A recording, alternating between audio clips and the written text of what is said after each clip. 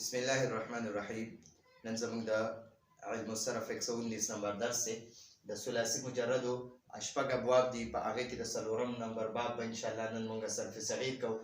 څلورم باب د فعل یفعلو په وزن دی. څلورم باب د فعل یفعلو په وزن دی.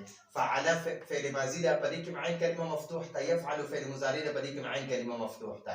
نو فعل یفعل په وزن باندې څلورم باب دی چې د فعل ماضي اوله صيغه کې عین کلمه مفتوح ده او په فعل مضارع کې هم عین کلمه مفتوح ده. لکه فتح یفتح، فتح کې وګوره دا تا عین کلمه ده، په دې باندې زبر ده. په یفتح کې هم دغه تا عین کلمه ده، دغه کې هم دا تا مفتوح ده. نو فعل ماضي کې عین کلمه مفتوح، فعل مضارع کې عین کلمه مفتوح. د صرف الصغیر اول ګورې دي فتح یفتح فتحا. فتح دا فعل ماضي اوله صيغه ده، معروف ده. یفتح دا فعل مضارع اوله صيغه ده، معروف ده. فتحا دا مصدر معروف ده. چې کله د ماضي او د معروف صيغه معروف وي، ټیک شو، فعل ماضي او د مضارع صيغه معروف وي نو مصدر به معروف وي. کله چې د فعل ماضي او د مضارع صيغه مجهول وي نو مصدر به مجهول وي. نو دلته دا مصدر مجهول دی. فهو فاتح، فاتح اسم فاعل دی د کلاول والا. وفتح یفتح، فتح دا د فعل ماضي مجهول صيغه ده، او یفتح دا فعل مضارع مجهول ده. د دې نه پس دا فتح راغی، دلته فتح مصدر دی، دلته فتح مصدر دی. نو دلته کې دا فتح المصدر چې دا مصدر مجهول دی، ځکه دا د مجهول د ماضي او د مضارع مجهول صيغونه پس دا مصدر راغلی نو دا مجهول دی.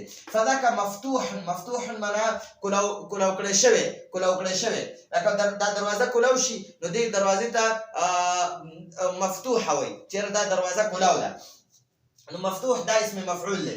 الامر منه او د دې فتح یفتحنا د فعل يفعلنا د امر صيغه افتح. افتح معناها تاكل او والنهي عنه لا تفتح، لا تفتح معناها تمكل او دا نهي صيغه ده. الظرف منه د دې فتح يفتحنا د فعل يفعل په وزن باندې شي. د دې د ظرف صيغه چې دا کنه د ظرف صيغه هغه مفتحون دي. مفتحون معناها د کلاولو زي یا د کلاولو وخت. والآلة منه مفتح او د دې فتح یفتحونه د اسم آله چې ده مفتح په وزن راځي. مفتح نو مفتح معنی کلاولو آله، موږ ورته چابي وایو. نو دې ته مفتحونه هم وایي، مفتحتونه هم وایي، مفتاحونه هم وایي. دا واحد دي، د دې درې قسمه اوزان دي: مفتح، مفتحتون او مفتاحون.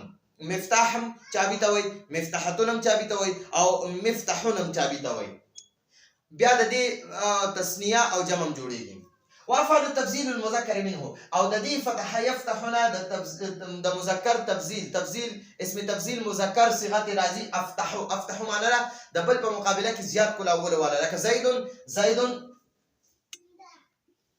زید افتح من حامد. زید افتح من حامد. نقول افتح دار اسم تبذيل صيغه زيد افتح من حامد.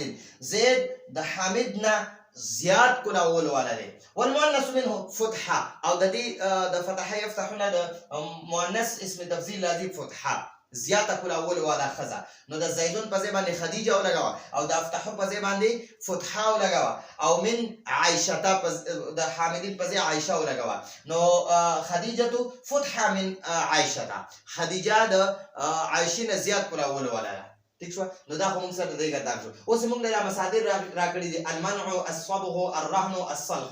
منع يمنع معنی کول یعنی منع کول، روکنا، اردو کې ورته روکنا وایي. المنع معنی دا روکنا.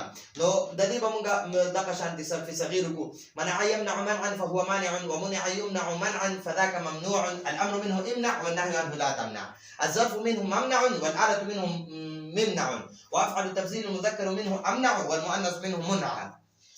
الصبغ معنی دا رنگول، یو سیز لرنگ ورکول، کپڑے لرنگ ورکول، بورډ لرنگ ورکول، کتاب لرنگ ورکول، یو سیز لرنگ، دیوال لرنگ ورکول. نو رنگ کول ته صبغ وای. صبغ نو صبغ یصبغ معنی دا رنگنا، یو سیز رنگ کول. صبغ يصبغ صبغا فهو صابغ، وصبغ يصبغ صبغا فذاك مصبوغ.